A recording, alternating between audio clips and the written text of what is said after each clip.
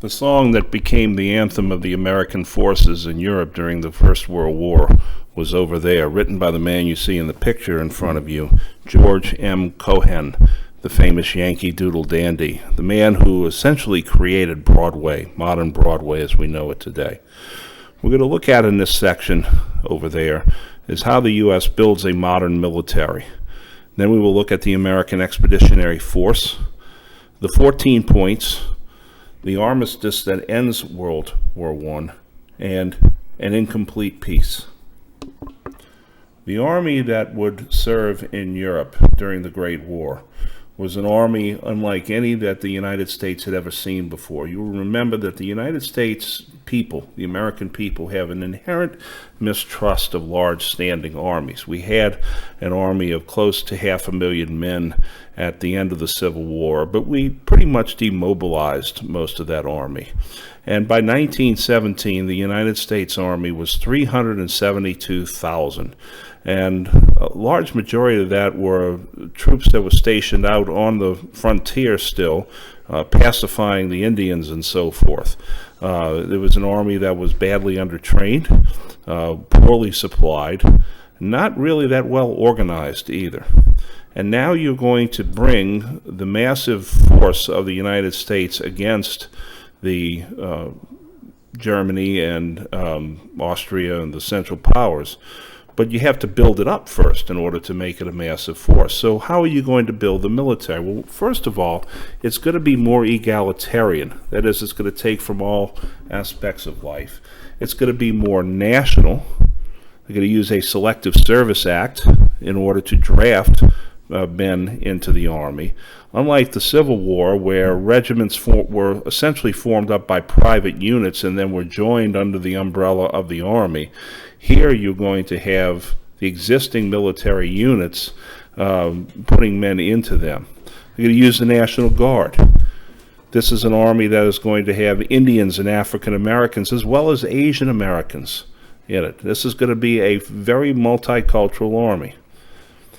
The camps that the Army would train in were going to be well organized, much better organized than, say, the Spanish-American War. They were going to have better sanitation. They were going to be administered by the YMCA, who were very capable camp administrators because they had been running camps for quite a long time. And when they got over to Europe, another group would come in and also help with the camps, and that was the Salvation Army.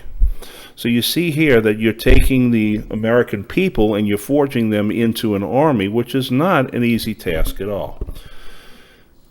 When the Americans first begin arriving in France, they first have to go through months of training. They're not just simply sent up to the front and said, okay, here's your rifle, now go fight the Germans. They needed to learn how to fight the style of war that was going on at the time. And the Germans understood this. The Germans realized that if the Americans could bring their full force to bear against them, they would lose. And so the Germans undertake a massive offensive in the months prior to the American forces being fully in Europe, because then they could have ended the war and caught the Americans sitting in France, in a France that had surrendered. The commander of the United States Expeditionary Force was John J. Pershing, nicknamed Blackjack because he once commanded a regiment of Buffalo Soldiers, and he was named that by West Point cadets who hated his rigidity. Actually, black was not the term that was originally used. He was lantern-jawed and the epitome of a professional soldier. He had served as part of U.S. Grant's honor guard at the former president's funeral, saw action 3 days after the massacre at Wounded Knee, fought at Kettle Hill and San Juan Hill with the Buffalo Soldiers. He suppressed Filipino uprisings after the Spanish-American War, and he chased Pancho Villa throughout Mexico. At the time of the war, he had lost his wife and 3 daughters in a tragic fire, but he pulled himself together and resumed his duties in time for the war. What he was in command of was called the American Expeditionary Force, the AEF. This was going to be a force that would be unusual in the sense of its relationship to the other fighting powers. They were not classified as an allied power. They were classified as an associated power. They would be fighting on the side of the French and the British, but they would not be pursuing the same goals. And one thing that was very important to John J. Pershing, and he hammered it home to the point where the French and British commanders downright hated him, is that he demanded that the Americans fight under their own flag. They were simply not going to be used as replacements in the French ranks. The first time the AAF is able to see action is outside of Paris at a little town called Chateau Thierry on the Marne River. There, American units were rushed in very quickly to stem an oncoming German invasion, and they were very successful. Not soon after this, not long after this, was a scrap in a place along the Marne River called Belleau Wood. Here is where the United States Marines actually went to work.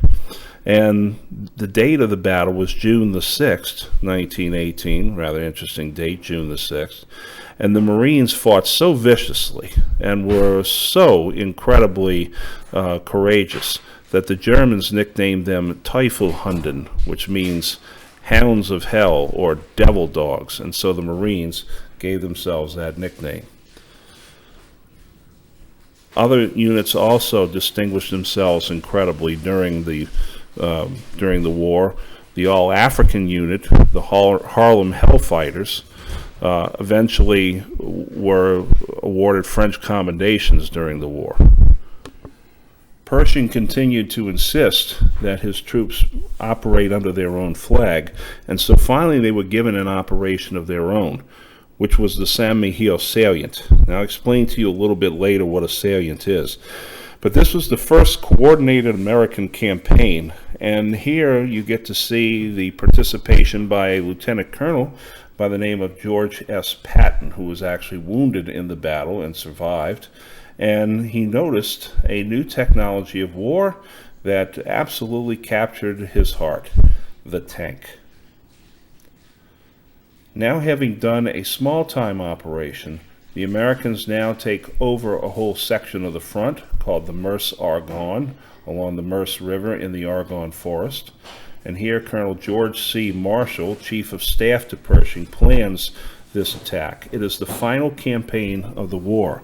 And in this campaign, you have the tremendous story of the Lost Battalion, who did not get the message to pull back when the other units retreated and was left out in the front for the better part of about 2 days, where they were trying to get messages through to the command through pigeons.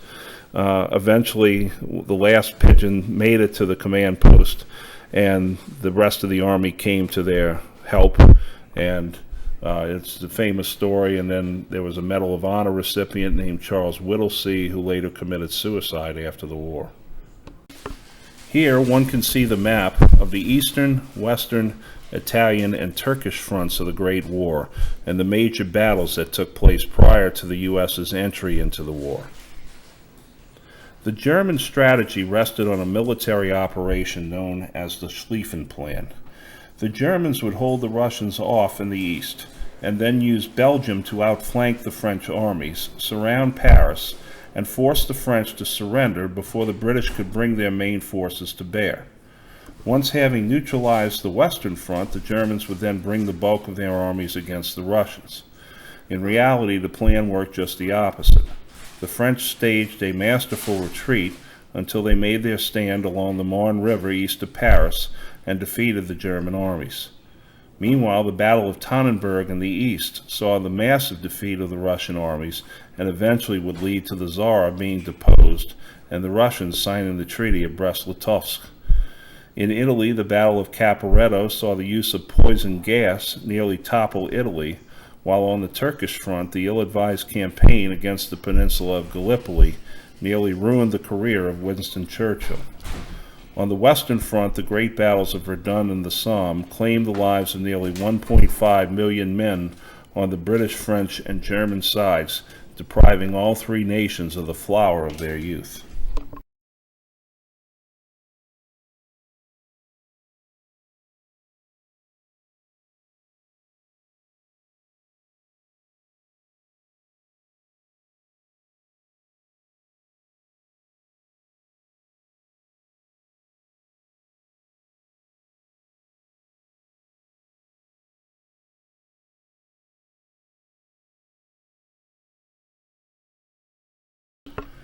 The Great War would actually be decided on the Western Front. After the opening battles of 1914, the French, British, and Germans embarked on a campaign to, quote-unquote, race to the sea in order to outflank the other. What resulted was a line of static trenches with no man's land in between that stretched nearly 500 miles from the Alps all the way to the North Sea. However, the front was not a straight line, as the trenches snaked back and forth along its main route in a series of bulges or salients that disrupted supply and communication routes. The U.S.'s first major operation was to smooth out the salient around the town of Saint-Mihiel. Numerous notable Americans took part in the First World War beside Pershing. On the left is Colonel George C. Marshall, Pershing's chief of staff and planner of the Meuse-Argonne campaign. Marshall was an excellent planner, an excellent organizer, and had a very broad view of Europe, even at this time in his life. Later on, he's going to become chief of staff of the United States Army during World War II, and then he will become Secretary of State in the Truman administration. On the right, you see Lieutenant Colonel George S. Patton, standing in front of his newfound love, the tank. Here you see two World War I veterans who would interact very closely with each other in later years. On the left is Captain Harry S. Truman, an artillery officer from Missouri, and on the right is Brigadier General Douglas MacArthur, already with a major sense of his own self-importance. As the war carried on, it was becoming more and more evident that the Allies were going to win. The German offensives had failed. The Americans had held firm. The Americans were now on the attack. The Germans were now on the retreat. And Woodrow Wilson steps up and proposes what is known as the 14 points. The 14 points that you see below you, I only want to bring your attention to the first two and the last. No secret treaties, and freedom of the seas, which the British were sort of, well, I'm not so sure about that, and the creation of a League of Nations to arbitrate further disputes and avoid war. Germany began negotiations for the armistice based on the 14 points. And Woodrow Wilson was very adamant about his 14 points, almost to the point of exasperation from the other leaders. In fact, the Premier of France said, Woodrow Wilson and his 14 points, Woodrow Wilson and his 14 points. God had only 10. As Germany seeks a way to get out of the war, they begin to ask the Americans and the Allies, what would it take to end the war? And quite simply, the answer is no Kaiser in Germany. Germany would have to depose or get rid of the Kaiser one way or another, and would have to negotiate on that basis. Eventually, the Kaiser gives in and abdicates and flees to the Netherlands, where he lives out the rest of his life, all the way until 1941. On November the 11th, 1918, an armistice was signed in the Compiègne Forest, the same forest where the Burgundians had captured Joan of Arc and turned her over to the British.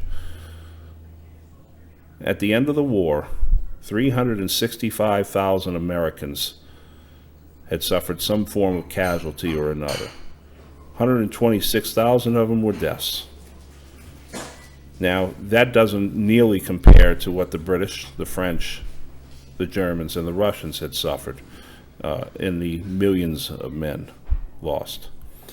The problems at the end of the war were very, very manifest. There was Bolshevism in Russia. Communism was on the rise, not just in Russia, but also in Germany. And you also had a growing number of self-determination movements. With the armistice signed on November the 11th, now the leaders of the nations gathered at Versailles, the great palace of Louis XIV south of Paris. And there, Wilson took direct part in the negotiations, which is somewhat unusual because what is usually the case is that you send your representatives ahead to hammer out the finer points of the treaty, and then you come in at the end and put your imprimatur on it and clean it up in certain ways. But Wilson was a very hands-on type, and he comes to Europe, first to London and then to Paris, where he is received by hundreds and thousands of people who were proclaiming him almost as a messiah, and Woodrow Wilson definitely had a messiah complex. Representing Britain was David Lloyd George, a Welsh politician, well known for being, shall we say, mendacious at the best. George Clemenceau was the leader of France, 76 years old. When they asked him, when he became premier at 74, how fit are you to do this job? He says, I have 2 mistresses. Everybody said, okay, you're fit for the job. And Vittorio Orlando represented Italy. Italy had actually started out on the side of Germany and Austria and then switched sides in the middle, and so nobody trusted the Italians. These 4 men did not like each other at all, and each had their own agenda. What they came up with was the Treaty of Versailles, in which they put very harsh and humiliating terms imposed on the Germans. They also established territorial mandates, especially in the Middle East. And so countries like Syria, Iraq, Palestine, Jordan were all drawn by the Treaty of Versailles. A League of Nations mandates is what they were. And if you want to know why Iraq has the shape it has absolutely no consideration for national borders. Those are oil field borders. And so the treaty is now brought home to the United States and presented to the United States Senate, because in the separation of powers of our government, the President makes the treaty, but the Senate ratifies the treaty. Well, while Woodrow Wilson had been away in Europe, the U.S. congressional elections had taken place in 1918, the off-year election, and the Senate had turned over to the Republicans, and Wilson's a Democrat. And the man in the picture that you see there is Henry Cabot Lodge, the Republican majority leader in the Senate and an arch enemy of Woodrow Wilson. Neither man liked each other at all. Henry Cabot Lodge chafes at the fact that Woodrow Wilson has not consulted with the Senate at all on this treaty. Wilson is very, very unwilling to compromise in any way. And so, as it becomes more and more apparent that the Senate is going to overturn this treaty, Wilson decides that he's going to go on a national campaign to the American people to have them write their senators and put public pressure on them. In Pueblo, Colorado, Woodrow Wilson suffers a stroke and effectively stops becoming president for a good portion of this time. His second wife, Edith, essentially is the President of the United States. Once he's recovered, he tells the American people, do not accept this treaty other than the way I have written it. Vote against it, because the Senate was going to amend the treaty. And Wilson says, don't do it. And so he instead let the treaty die on the vine, which means that the United States and Germany will have to sign a separate treaty in 1920. The left picture is the Big Four at the Paris Peace Conference. From left to right, David Lloyd George of Great Britain, Vittorio Orlando of Italy, George Clemenceau of France, and Wilson in a very contrived photo op. They were distrustful and disdainful of each other for a variety of reasons. They attempted to remake the world order according to their own whims and caprices and based on how much they had suffered in the war. The treaty they finally signed and made the Germans sign in the Hall of Mirrors at Versailles was harsh and draconian and eventually unacceptable to the United States Senate. It also ignored many national groups who came to Versailles to petition for their own independence. One of them, a pastry chef living in Paris by the name of Ho Chi Minh, could not even get an audience with Wilson, leading eventually to dire consequences for the United States. The map of Europe was one of the key changes after Versailles. The Balkan countries of Serbia, Bosnia, and Croatia all came together in a federal union called Yugoslavia, which means South Slavia, while the great Austro-Hungarian Empire was dissolved, leaving only the Austrian homeland, Hungary, and the newly created Czechoslovakia and Poland. In the north, the Baltic states were separated from the Soviet Union, as was Finland.